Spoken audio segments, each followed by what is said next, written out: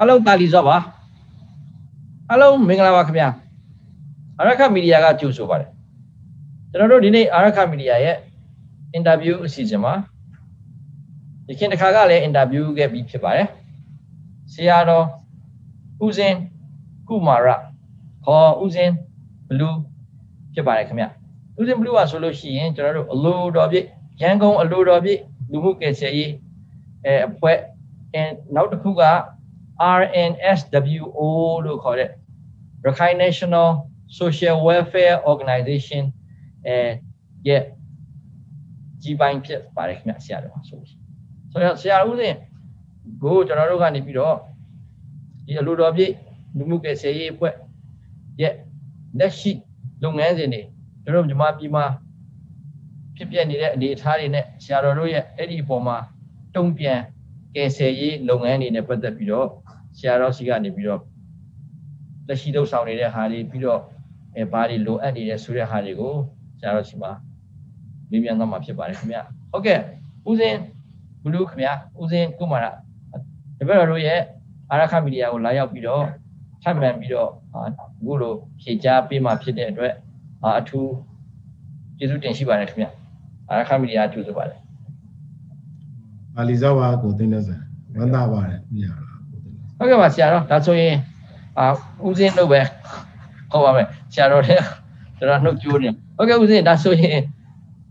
Let's see a chain, Mama, Lumio, Seattle in it. The Lumu is a long handy, a low sounding as Suralio. The other than the Harry Alomo. Okay, the Japanese one. Okay. Uzin no bono, or Doshao Ibo. Kai no the Lorobi young Lorobi Kisi Polly, Uzino Uzi Usam Bidoma, Uzino the Rakaima Bono, Sitwe now Jouto Yahoo Mimia Bono, lower de Nearema, Uzino Nibido, or Sensi Sano Jetan, Lieutenant Aware Tede, Lieutenant Paper, Napido Uzino the bar. No, Natitaro, Napido, the Riot Bono, Talamio Luete, Harry, Uzino, the Miai, Luni, Barre. And I was in the Kaudo or Chauto layout Barre, Napido Tenio, Sebastian's Cano layout Barre, and Napido the Senien, Nibon Muni, Senien Bono, Sebastian's Campo, or Uzin the Bawanity, Uzin the Luni, Sebastian's Cano, Yaubar. I might to dolly or a cacade sheet. A goody Uzeno Moya the Uzeno Jerembono, the Lagos, more the good Mori, your name, Uzeno Nangema, where the Soro. I the Sebastian name, Akuso, Jama ye, Nebo Tango, Saweni, to dolly or cacade she needed. And sort of Piedoyo Gayo Lure, Tana sheet, Pipagayo Lura, Tana sheet, I don't look down a Jareb Kajano, the Shoniare Majano, no ball, a Lucian Miao, no, a land within the Arabo, or the ladies, near Bon Munis, and near Sebastian Yare Masu, to Dolly Uro, or Bono, Miao, Lucian Domino, Miao, to Dolly Luani, Bono, who Moya the Yapi Soluci, through Uzeno Johnny, Pinya, Kanganama Soluci, Johnny by the Pump. Or Southern Johnny Lula, Southern Johnny Soluci, or John Dortevon Yari, Southern Johnny Yai, Southern Johnny, the Catodole, Kakeshi, Bono. I tell the Pudomia or Bono, Uzeno the Sipica, or way on rope or no, Domia Lupini, Bare, Hule, the Chotoga, Uzeni, Bono, Choto Mahamoni, Pia. She now pay my she Sebastian Bono. It also don't lay out she. So I might do merely a cacade she, the dwell Miai, Luani, the day down low, not the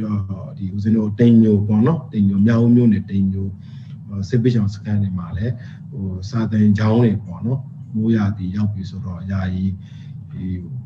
Niata, Cacade, Sawani, the Gemma, the Pena, the Kakashi. I do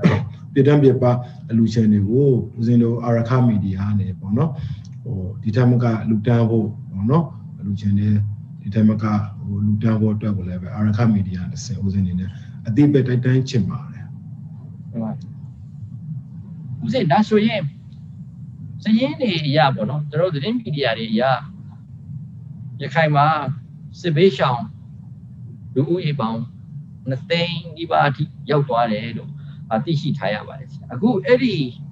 ဦးရေပမာဏပေါ့နော်လူဦးရေကအဲ့ဒီအနေထားအတိုင်းပဲရှိနေတော့မဲ့လို့ဆရာတော်ယူဆလာပြီးတော့ဆရာတော်တို့အနေနဲ့ကဒီစစ်ဘေးရှောင်တွေအားလုံးနေရာစုံကိုလုတ်ဆောင်ပေးနေတာပါလားခင်ဗျ။ညီပေးနေတာပါလား။တို့မနေရာလေးပဲသွားပါလား။ဟုတ်ကဲ့စစ်ဘေးရှောင်တွေကတော့အများကြီးပေါ့ဟိုဒီဦးဇင်းတို့မြေပုံမြို့နယ်စညက်စစ်ဘေးရှောင်စခန်းလည်းသွားပြီးတော့လစ်လာရဲ။နောက်ပြီးတော့ဦးဇင်းတို့မြောက်ဦးပေါ့မြောက်ဦးမှာဆိုလို့ရှိရင်လည်းမြောက်တစောင်းဘုံကြီးကျောင်းမှာရှိတဲ့ဒီစစ်ဘေးရှောင်တွေရှိတယ်။နောက်မြို့ဦးကောင်းကျောင်းမှာလည်းစစ်ဘေးရှောင်တွေရှိတယ်ပေါ့နော်။နောက်ပြီးတော့ဒီဦးဇင်းတို့တချို့နေရာတော့အလွတ်မရအောင်ပေါ့ဦးစေဒီကြောက်တော်မှာဆိုလို့ရှိရင်မဟာမြတ်မုန်ဘုရားရင်ပြီးအနောက်ဘက်မှာရှိတဲ့စစ်ပေးရှောင်တယ်နောက်တစ်ခုကဦးဇင်းတို့တိန်ညိုစစ်ပေးရှောင်စခန်းတယ်ပေါ့နော်အဲ့ဒါမှလည်းအခုဆိုရင်လည်းသင်္ကန်းနေပါပေါ့လေဒီမျိုးနေအသီးသီးမှာရှိနေသေးတယ်ပေါ့ရှိနေဆိုဒီယာယီဖွင့်လိုက်တဲ့စစ်ပေးရှောင်စခန်းတွေမှာနေပြီးတော့ဦးဇင်းကခုနကပြောတဲ့လိုအပ်နေတဲ့ဟာတွေကိုပေါ့တစ်နေ့ကျော်နှစ်နှစ်ကျော်3နှစ်လောက်နေမှာရှိနေပြီပေါ့ဒီလိုမျိုးချစ်ဆက်သွားနိုင်မယ်ဆိုလို့ရှိရင်ဒီလူတွေရဲ့ဟိုပညာရဲ့အခန့်ကဏ္ဍပေါ့ကလေးတွေပေါ့နော်သူငယ်တဲ့တန်း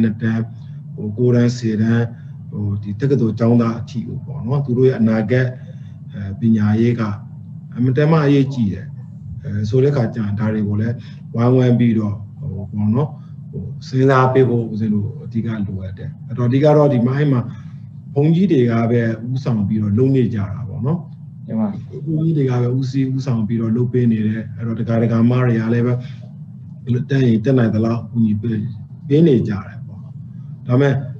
ခုနပြောသလိုသင်္ကန်းနဲ့အနီးမှာတရှိနေတဲ့ခါကြာရင်အလူချန်နယ်လည်းဘလောက်လူနိုင်မှာလဲပေါ့နော်စီးပွားရေးကလည်းအသိမကောင်ဘူးယောဂါကလည်းဒီကဲယောဂါလည်းတစ်ဖက်ကရှိနေတယ်အဲ့တော့ဒီဘက်မှာဟိုယောဂါကလည်းရှိနေတဲ့ခါကျတော့နိုင်ငံရဲ့အခြေအနေကလည်းမကောင်းဘူးစီးပွားရေးကလည်းမကောင်းဘူးအဲ့တော့ငွေရေးကြေးရေးကလည်းထုတ်လို့ပြုလို့ကလည်းအဆင်မပြေဘူးပေါ့နော်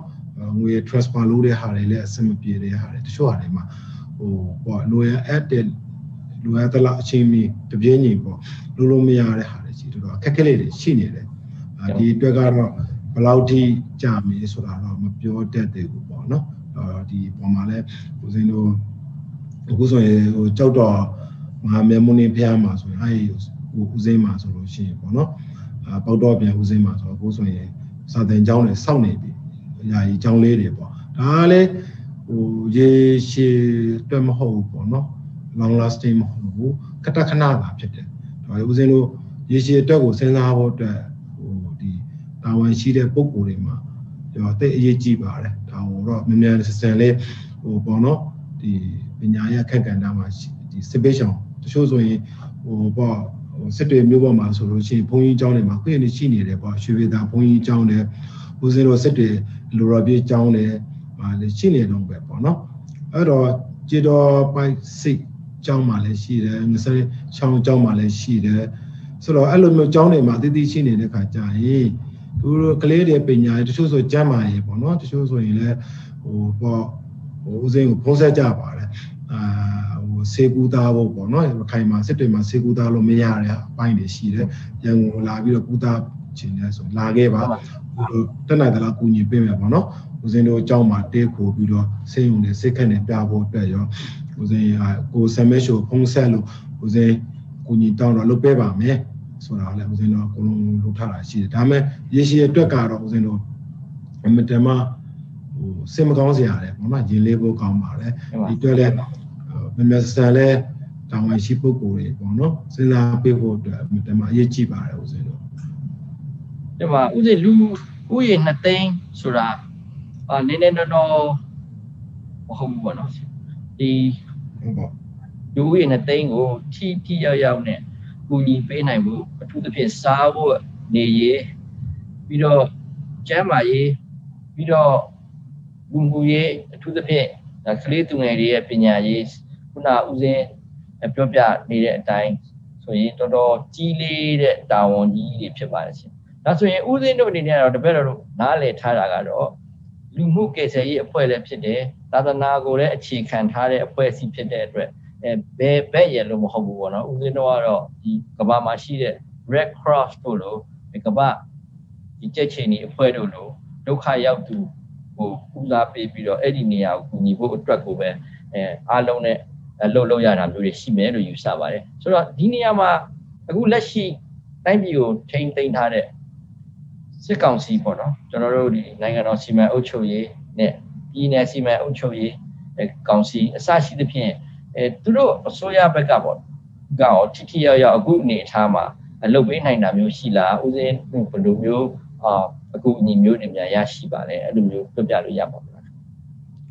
အဲ့ဒါကတော့ခုနဦးစင်းတို့ကတော့ဟိုပေါ့နော်လူမျိုးမရွေးဘာသာမရွေးပေါ့လေ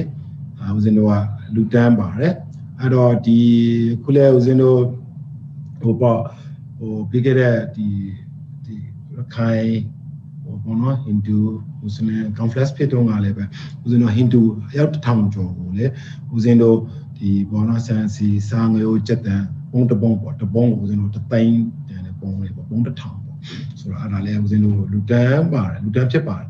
အဲ့တော့လည်းဦးစင်းတို့လူမျိုးမရဲဘာသာမရဲဟိုမြန်မာနိုင်ငံမှာလိုအပ်တဲ့ ARD တို့ပကိုးတို့ရေပေး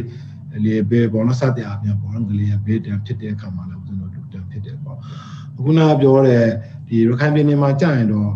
ဟိုမတူဘူးပေါ့နော်ဦးဇင်းတို့ရခိုင်ပြည်နယ်မှာကြာနေနေလဲဟိုဆက်ဆက်ဖြစ်တယ်သူကနော်ဟိုတချို့ဒီကြောက်တော်ဟိုမြောက်ဦးမင်းပြမြေပုံအဲ့နေရာတွေကိုကြာတော့ဒီကိုလက်ရှိပြည်နယ်အစိုးရအနေနဲ့တော့တော်လို့ရလာမရလာတော့မသိဘူးပေါ့နော်နော်သူတို့စစ်တွေမျိုးကနေပြီးတော့မှဟိုဘက်ကိုပြည်နယ်ကောင်စီအနေနဲ့ဟိုအနေထားဘလို့ဟိုပေါ်နကားနဲ့တော်လို့ရမရတော့ဦးဇင်းတို့တိကြတော့မပြောတတ်ဘူးပေါ့နော် officially နဲ့တော့ဟို Central Government အနေနဲ့တော့ဦးဇင်းနားလေတလောက်ကတော့ခွင့်ပြုထားဘူးလို့တော့ဟိုသိရတာပေါ့နော်ဒါပေမဲ့အခုတချို့ဆိုရင်ရဟန်းနဲ့တောနေကြတာပေါ့စစ်တွေကနေပေါ့နော်ဒီတောနေတာပေါ့ရဟန်းနဲ့နေပြီးတော့ဟိုတိုင်းမုံလို့ပါတော့ပေါ့နော်ဒါပေမဲ့ကားလဲကတော့တောလို့ရမရတော့ဦးဇင်းနေနဲ့ပြောဖို့တော့နည်းနည်းတော့ခက်ခဲတာပေါ့ဟုတ်ကဲ့ဦးဇင်းတို့ဒီပရဟိတဒီလူမှုကယ်ဆယ်ရေးလုပ်ငန်းတွေကိုအုပ်ချုပ်ရေးပိုင်းကအကူအညီပေးတာမျိုးငွေကြေးပေါ့နောက်အစအရာတဆင့်ခံပေါ့သူတို့အနေနဲ့ဒါလိုက်လုပ်လို့မရရင်တော့အဲ့လိုမျိုးတွေတော့ရှိပါသလားရှိဘူးသူတို့တင်နေပြီးတော့လိုအပ်တဲ့ဟောတော့ဖို့လာဖို့ဒီပေါ့နော်ဦးဇင်းတို့ကားနဲ့ပေါ်မယ်ကားနဲ့ပေါ်မယ်ဘာလို့မယ်ဘာတွေလူတန်းမယ်ဘလို့လူတန်းမယ်ဆိုတာဦးဇင်းတို့ကတော့ computer တင်နေ computer ရအောင်လုပ်တယ်ဒီလောက်ပဲတချို့ဒီဟိုငွေရေးကြေးရဲ့ပိုင်းတော့လူတန်းတဲ့ပိုင်းနဲ့ဒါတွေကတော့မရှိဘူးဒါအဓိကတော့ဦးဇင်းတို့ဆရာတော်ဘုရားကြီးရဲ့တပိတကာမတွေကနေပြီးတော့လူတန်းတဲ့ပြပကားဆိုလို့ရှိရင်ဒီ Australia ပေါ့နော် Arkham Australia ဟုတ်ကဲ့ association အဖွဲ့ဒီကိုထထခိုင်တို့ကလူတန်းမယ်နောက်ပြီးတော့ American New York ကနေပြီးတော့တနာဆိုရိုမနွေဦးတို့ပေါ့နော်နောက်ပြီးတော့ဒီခိုင်ကကလေးတွေပေါ့ဒီဦးစင်းတို့ဟိုနိုင်ငံသူနိုင်ငံဟောင်ကောင်တို့ပေါ့နော်နောက်ပြည်တွင်းကဆိုလို့ရှိရင်ဟိုရုပ်ရှင်မင်းသားမင်းသမီးတွေဆိုတော့နေတိုးတို့ပေါ့နော်အဲ့လိုမျိုးသူတို့ကလူတန်းကြပါတယ်သူတို့လူတန်းတဲ့အခါလည်းလူငွေတွေနဲ့ပဲဦးစင်းတို့တော်ပြီးတော့ဆူဆောင်ပြီးတော့မှစနစ်တကျပေါ့နော်ဦးဇင်းတို့စစ်ပေးရှောင်စခန်းတွေကိုတော်ပြီးတော့လူတန်းတယ်ပေါ့အဲ့ဒါမျိုးတွေတော့ဦးဇင်းတို့ကဟိုလုံနေတာပေါ့နော်အခုလည်းချိတဲ့ဦးဇင်းတို့ပြောနေတယ်လူတန်းနေတယ်ပြီးခဲ့တဲ့တပတ်ကပဲဦးဇင်းတို့ငါတစ်တာတို့ပေါ့နော်အချိုးကျက်မာရအသုံးပြုတဲ့အေးတို့ပါတော့အဝဲတေတို့မုံလိုစားစားတွေပေါ့လေတော့လူတန်းတာပေါ့ဒါပေမဲ့ဒါတွေကလည်းဟိုတကယ်တော့ဟို long lasting တော့မဟုတ်ဘူးခဏပြဿနာတစ်ခုရှင်းတာပဲရှိတယ်ဒါပေမဲ့ဒီလူတွေကိုနေပြီးတော့လိုအပ်နေတာကအဓိကနေပြီးတော့စိတ်ပိုင်းဆိုင်ရာရုပ်ပိုင်းဆိုင်ရာတွေအများကြီးကုသဖို့လိုတယ်တချို့အပူကြီးပွားကြီးဆိုရင်စကားပြောတော့ဟိုကြောက်လန်းကြီးနဲ့ဘာမပြောမဆိုရေးတချို့ဆိုလို့ရှိရင်ဟ ပေါ့ဒီစစ်ပွဲတွေမှာနေပြီးမိုက်ထီတော့တာတို့ချိုးအမျိုးသမီးတွေဆိုရင်အာရုံကြောတွေပျက်စီးတော့တာတို့ပေါ့နော်အဲ့ဒါမျိုးရှိတယ်ဆိုတော့အဲ့ဒါမျိုးတွေလည်းရှိတယ်တချို့ဒီရွှေပြည်သာဘုန်းတော်ကြီးကျောင်းမှာဆိုလို့ရှိရင်ဒီစစ်ဘေးရှောင်စကန်ဖွင့်လာတယ်ကလေးအမေဖေတွေဆိုရင်ဟိုစာသင်ကျောင်းတွေကျောင်းဖွင့်နေပြီကျောင်းတက်ချင်တယ်ဒါမဲ့သူမှဟိုတကောင်စရဲတွေမရှိဘူးမက်ပုံတွေမရှိဘူးပေါ့နော်အင်တာဗျူးစရဲတွေမရှိဘူးအဲ့ဒါဟိုအိမ်တွေမှာရသေးတာမျိုးတွေဟိုအိမ်မှာကြံခဲတဲ့ခါကျဒီဘက်မှာစစ်ဘေးရှောင်လာတဲ့ခါကျမရှိတဲ့ခါကျအဲ့လိုသူတို့မှာdata တွေမရှိတော့ဘူးပေါ့ဗျာနော်တကောင်စရဲတို့နောက်အင်တာဗျူးစရဲတို့မက်ပုံတွေမရှိတော့သူပြတ်သွားအဲ့တော့အဲ့နေရာမှာကျောင်းတက်ဖို့စစ်တေမျိုးပေါ်မှာကျောင်းတက်ဖို့အတွက်ကျောင်းဝင်ခွင့်မရတာတဲ့အခက်အခဲတွေရှိတယ်ဒီရှိပတာကျောင်းမှာဆိုရှိတချို့စစ်ပေးဆောင်စခန်းတွေအဲ့ဒါတွေပဲဟိုလက်ရှိပြည်နယ်ကောင်စီအနေနဲ့နေပြီးတော့ဒီ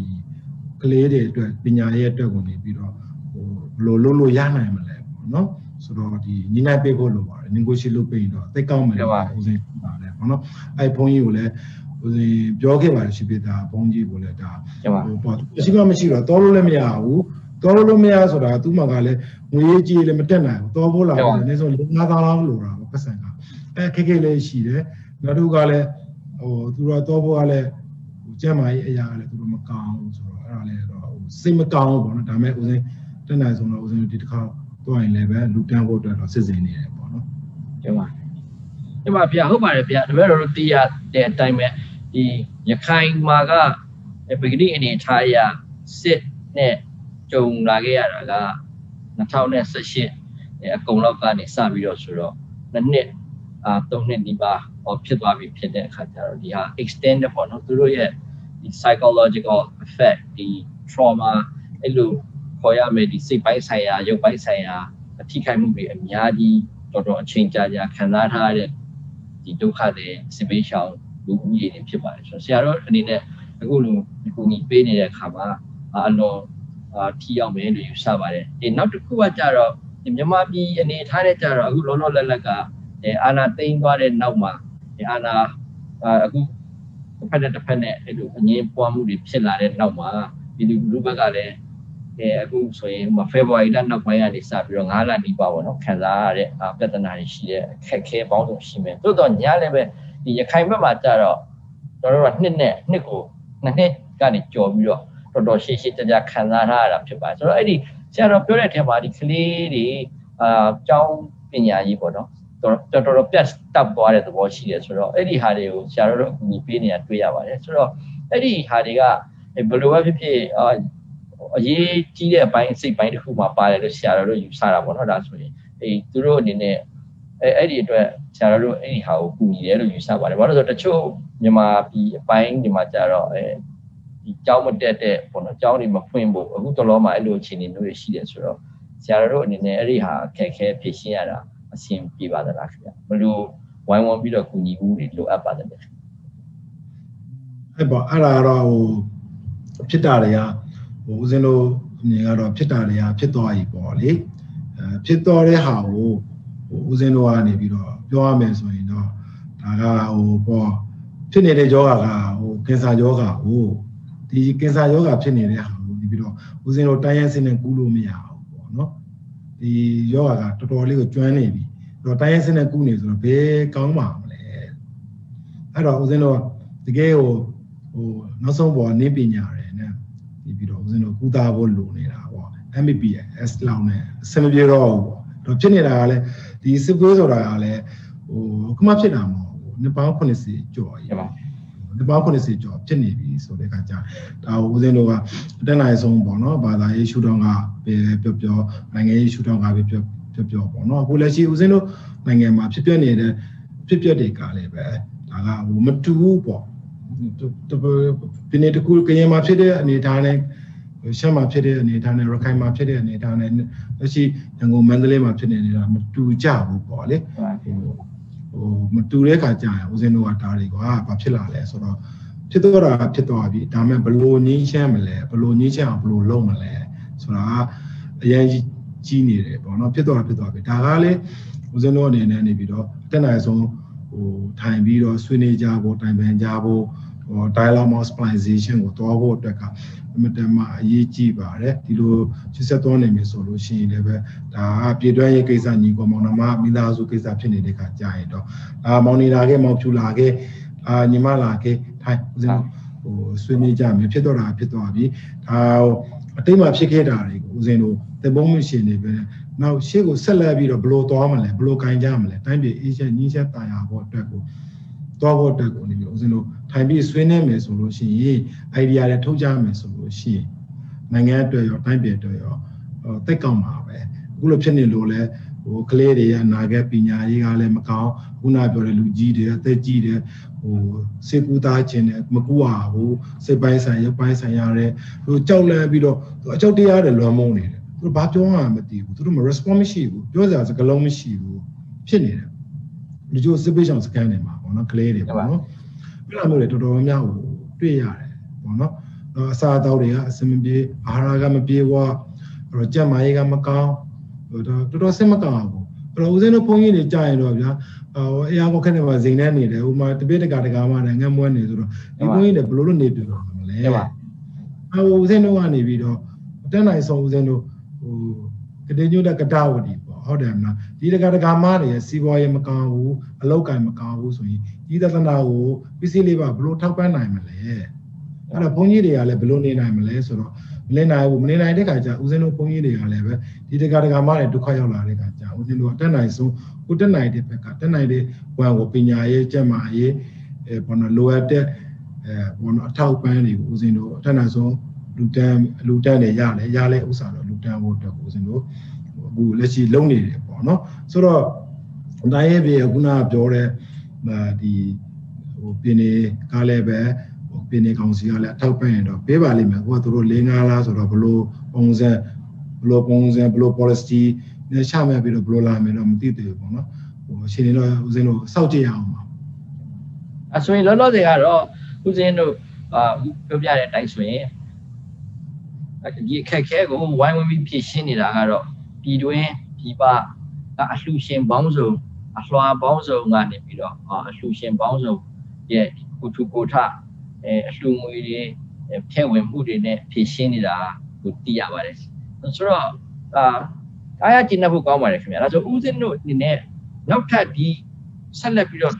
သွားနေသေးတဲ့အခုအနေအထားတစ်ခုမှာလိုအပ်ချက်တွေကအမြဲတမ်းရှိနေမှာဖြစ်တဲ့အတွက်ဦးဇင်းတို့အနေနဲ့ဘယ်လိုမျိုးချမှန်ပြီးတော့ပေါ့နော်ပါဝင်လှူဒန်းကြဖို့ဘယ်လိုဝိုင်းဝန်းပြီးတော့ကူညီကြဖို့ဦးဇင်းတို့အနေနဲ့သူတို့တွေနဲ့ဘယ်လိုအနေထားမျိုးနဲ့ဆက်ပြီးတော့ပါဝင်လို့ရသေးလဲဆိုတာမျိုးသင်ပြပေးသိချင်ပါတယ်။နောက်တက်လဲဦးဇင်းတို့ဒီနားလည်းမပြပြသေးပါဘူး။ဒါကတော့မိုးရသည်အခုဒီဦးဇင်းတို့နိုင်ငံမှာဆိုရင်မိုးရသည်ပေါ့နော်မိုးရသည်မှာねအခက်အခဲတွေစားဝတ်နေရအခက်အခဲရှိမယ်ကျန်းမာရေးအခက်အခဲရှိမယ်ပညာရေးအခက်အခဲရှိမယ်သူတို့ရဲ့အတွက်ကိုအဓိကလိုရမှာကတော့သူတို့စစ်ပိုင်းဆိုင်ရပိုင်းဆိုင်ဆိုတဲ့နေရာမှာသူတို့ကိုနေပြီးတော့ဒီအသိပညာအသက်ပညာတွေပေါ့နော်သူတို့စစ်ပိုင်းဒီတိုင်းထားလို့လည်းမရသေးဘူးသူတို့ကိုတန်တန်းနေပေါ့သူတို့တော့အချိုးတန်တန်းတို့အန်ဂျီရှုပ်တန်တန်းတို့ဟန်နီခရပ်ပေါ့နော်လူတဲ့အသိတက်ပညာတွေပေါ့အဲ့ဒါမျိုးတွေလည်းသူတို့ဦးဇင်းတို့ပေးဖို့လိုတယ်ပေါ့နော်တချို့ဆိုရင်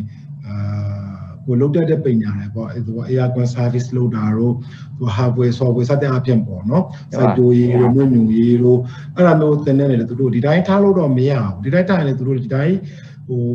လူရှင်ကိုပဲမျောပြီးတော့စားဖို့တောက်ဖို့ဟာပဲမျောကိုနေတော့သူတို့နောက်ကြာလာတော့တနေ့မောဆိုတော့သူတို့လည်းပြင်းသွားပြီးတော့အလုံးမရှိခါကြာအိုးမင်းအိမ်မဖြစ်နေတဲ့ခါကြာသူတို့ကိုဦးဇင်းတို့ဘယ်လိုလုပ်ရနိုင်မှာလဲပေါ့နော်အခါမဒီစိုက်ပျိုးရေးတင်နေတော့မွေးမြူရေးတင်နေတော့နောက်ပြီးတော့ဒီတမွေဝမ်းကျောင်းတွေပေါ့နော်သူတို့အသိပညာပေးပေါ့အဲ့ဒါတွေလည်းဦးဇင်းတို့စစ်စင်နေတဲ့ idea တွေရှိတယ်ဒီအတွက်လည်းဦးဇင်းတို့စူးစမ်းနေတယ်လုပ်နေတယ်ဒီ project တွေဘယ်လိုလုပ်ရနိုင်မလဲပေါ့နော်ဒီတချို့ဒီစစ်ပေးဆောင်စကန်တွေမှာပေါ့ရှိနေတယ်ပေါ့ရှိနေတယ်အဲ့အတွက်ကိုလည်းပဲဦးဇင်းတို့လုပ်ဖို့အတွက်ကိုဦးဇင်းနေနဲ့စစ်စင်နေပါ plan တွေဆွေးနေပါလုပ်နေပါဆိုတော့ဦးဇင်းတို့တွေနဲ့ရေရှည်ဖြည့်ရှင်းဖို့အတွက်လည်း rehabilitation ပေါ့လေဒီဟာပြန်လဲထူထောင်ဖို့အတွက်လည်းဦးဇင်းတို့အခုစီမံနေတဲ့ဘောရှိတယ်ပေါ့နော်ဆရာဟုတ်တယ်ဒါဆိုရင်ဆရာဦးဇင်းအနေနဲ့ဗာများဖြည့်ဆွတ်ပြီးတော့မှာကြားခြင်းပါတည်တယ်ကောင်းပါတယ်ဒီလိုမျိုး ဒီအာရခမီဒီယာကနေပြီးတော့မှဟိုတနိုင်ငံလုံးတစ်ကမ္ဘာလုံးလူချင်းတွေပြည်တွင်းပြည်ပလူချင်းတွေသိအောင်ပေါ့နော်ဒီဦးဇင်းတို့အခုလို့ပေါ့နော်ရခိုင်ပြည်နယ်တစ်ခုတည်းမဟုတ်ပေနဲ့ပကံညာဦးကြောက်ပတောင်ဟလာဒီအေယာဝတီပကိုမြန်မာနိုင်ငံအနက်မှာဦးဇင်းတို့လိုတော်ပြဆရာတော်ဘုရားကြီးရဲ့ဆုံးမဩဝါဒနဲ့အညီဟိုရေဘေးလေဘေးငလျင်ဘေးသဘာဝဘေးကြောက်လာပြီဆိုလို့ရှိရင်ဒီ pride လုံးငယ်လူမှုရေးလုံးငယ်ဟိုနေပြီးတော့ဒီလိုမျိုးလှုပ်ဆောင်နေတာဆိုလို့ရှိရင်ဦးဇင်းတို့တနိုင်ငံလုံးအတိုက်တာနဲ့လှုပ်ဆောင်နေတာကိုအာရခမီဒီယာတစ်ဆက်ပြည်တွင်းပြည်ပသိရှိဖို့ဒီလိုမျိုးဟို line ပေါ်တင်ပေးတာလည်းပဲဒီပေါ့နော်ဒီပြည်သူလူထုနဲ့တူတသားလေးရှိနေတယ်ဆိုတာဟိုဒီလိုမျိုးဆောင်ရွက်ပေးတာလည်းပဲကိုသိန်းဆန်တို့အာရခမီဒီယာလည်းပဲဦးစင်းနေနဲ့အထူးဝမ်းသာပါတယ်အထူးလည်းဂုဏ်ယူပါတယ်လို့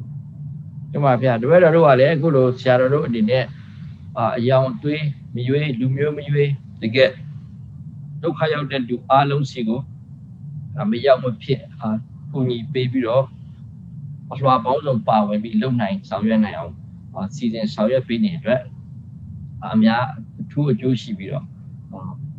ကျေးဇူးတင်ပွဲကောင်းပါတယ်လို့ပြောချင်ပါတယ်ဆရာတော်လားဆိုရင်အထူးကျေးဇူးတင်ရှိပါတယ်ခင်ဗျကျွန်တော်တို့အာရခမီဒီယာကနေပြီးတော့နောက်ထပ်ဆရာတော်တို့ကိုဦးဇင်းတို့ကိုအလှူထည့်ဝင်မယ်ဥမာပေးမယ်လှူခြင်းတန်းခြင်းနဲ့ဆိုရင်ဘလို့ဆက်သွယ်လှုပ်ဆောင်ဖို့များတင့်တော်ပါမလဲခင်ဗျဒီကနေပြောပြလို့ရရင်အဲ့ဒါလေးတစ်ခုရှင်းပြပေးလို့ဦးဇင်းတို့ website ရှိပါတယ် website မှာ www.alorabit.com မှာdonation account ရှိတယ်အဲ့မှာ bank account တွေလည်းဖွင့်လာပါတယ်နောက်ပြီးတော့ဦးဇင်းတို့ alorabit@gmail.com မှာလည်းအဆက်အသွယ်ပြီးလူတန်းလို့ရတယ်နောက်ပြီးတော့ဦးဇင်းတို့ဒီဦးဇင်းရဲ့ Facebook account အရှင်ကုမာရာ account ကလည်းဆက်သွယ်ပြီးတော့လည်းဦးဇင်းတို့လုပ်လို့ရတယ်ပြည်တွင်းကဦးဇင်းတို့ဖုန်းနံပါတ်ဆိုရင်0950145000ဖုန်းကိုဆက်သွယ်ပြီးတော့လည်းဦးဇင်းတို့လူတန်းလို့ရပါတယ်အဓိကတော့ website ရှိတယ် alorabit.com website မှာ donation account ရှိတယ် alorabit@gmail.com ကတစင်းဆက်သွယ်လို့ရတယ်။ဦးနာ social media အရှင်ကုမာရာ Facebook account က messenger ကလည်းဆက်သွယ်ပြီးတော့လူတန်းလို့ရပါတယ်လို့ဟုတ်ကဲ့ကြားကြတဲ့အတိုင်းပါပဲ www.alorabit.com ရှိပါတယ်ပြီးတော့ဦးဇင်းကုမာရာGmail account ရှိပါတယ်ပြီးတော့ရှာတော့ဖုန်းနံပါတ်လေးထည့်ပြောတော့အတွေ့ပါတယ်အများတော့အခုရှာလို့ရကြမယ်ထင်ပါတယ်အဲ့လိုအပ်လို့ရှိရင်လည်းကျွန်တော်တို့အာရခမီဒီယာကိုဆက်သွယ်ပြီးတော့ရှာတော့ကုမာရာအလိုတော်ပြည့်အစရှိတဲ့ဒီကယ်ဆယ်ရေးအဖွဲ့တွေကိုအလှူပေးဖို့အတွက်ဆိုရင်ကျွန်တော်တို့ရှိရနေအာရခမီဒီယာတစ်ဆင့်နဲ့ဆက်သွယ်လို့ရပါတယ်ဟုတ်ကဲ့ပါခင်ဗျာဦးဇင်းကုမာရာခေါ်ဦးဇင်းဘလူးဟုတ်ကဲ့ဒီအာရခမီဒီယာကိုလာရောက်ပြီးတော့လိုတော်ပြည့်ရန်ကုန်အလိုတော်ပြည့်လူမှုကယ်ဆယ်ရေးပြီးတော့ RNSWO လို့ခေါ်တဲ့အဖွဲ့အစည်းအစရှိတဲ့လုပ်ငန်းတွေနဲ့ပတ်သက်ပြီးတော့လူမှုကယ်ဆယ်ရေးလုပ်ငန်းတွေကိုလာရောက်ပြင်ပြပြီးတော့ဆွေးနွေးပေးသွားတဲ့အတွက်အထူးကျေးဇူးတင်ရှိပါတယ်ဦးဇင်းအနေနဲ့လည်းပဲအာရခမီဒီယာကိုအထူးပဲကျေးဇူးတင်ပါတယ်လို့